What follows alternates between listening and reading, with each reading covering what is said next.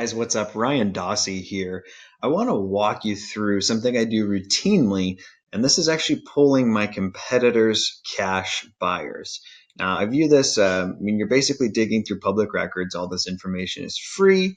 Um, uh, Excuse Odie in the background here. I call it like ethical hacking.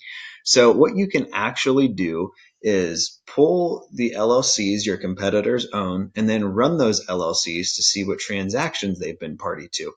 Now, this can give you new farm areas. If you're new to real estate and you're looking for somebody to sell deals to, you can bring them stuff nearby what they already own, can pull cash buyers for you, and even private lenders, depending on the data that your local governments make accessible to you. Now, I just did an event in St. Louis, so that's what I'm going to walk you guys through is just the St. Louis County version of this, but I'm also going to walk you through where you can find pretty much the same thing in any county.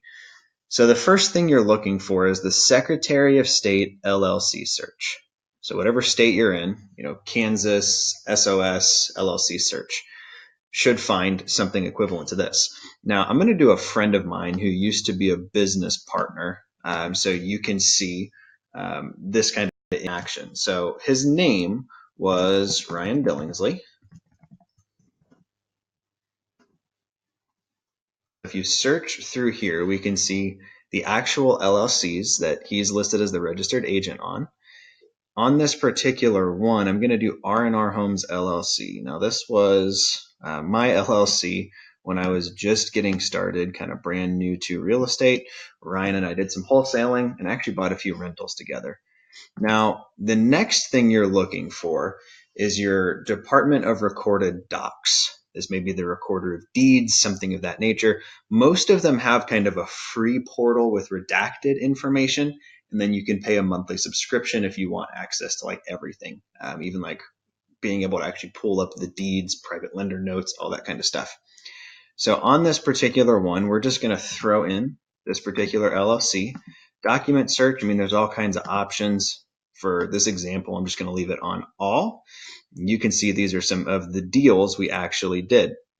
Now, grantor is the person actually selling the house or giving it away, whereas grantee is the person that is receiving it.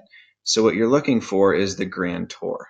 Now, the cool thing with this particular site is you can click on any of these and it will pull up the actual members that were parties to this transaction. So on this one, we actually bought this house from a lady named Tanya Silvers. She was the grantor, whereas us buying it, we were the grantee. Now, if they're doing assignments, there's going to be some of these that slip through the cracks. Fortunately, most wholesalers aren't brave enough to not double close when they're doing larger checks. So let's pull up one where I was the grantor. And if you were local here, you now know, hey, okay, Joint Ops Properties LLC bought a wholesale deal from my company. You could then from there take this, head back over to the business entity search, go to business name, punch it in there, and you're off to the races.